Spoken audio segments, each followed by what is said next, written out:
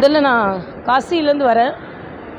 எங்கள் அப்பாவோட அஸ்தியை கரைச்சிட்டு, ஆனால் அதே நேரத்தில் எனக்கு தீவிரவாத தாக்குதல் மிக அதிர்ச்சிக்குள்ளான ஒரு சம்பவம்.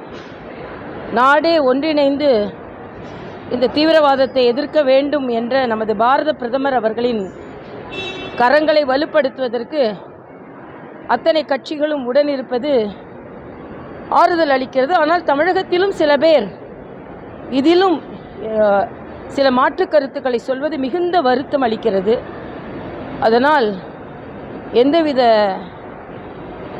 கருத்து வேறுபாடும் இல்லாமல் இன்று இந்த நாட்டை பாதுகாப்பதே எனது குறிக்கோள் என்று மிக வலிமையாக இந்த நாட்டிற்கு தீவிரவாதம் எந்த ரூபத்தில் இருந்தாலும் அது வேரடி மண்ணோடும் வீழ்த்தப்பட வேண்டும், நம் பொதுமக்கள் பாதுகாப்பாக இருக்க வேண்டும் என்ற பாரத பிரதமரின் அந்த வார்த்தைகள் நமக்கு பலத்தை சேர்க்கிறது.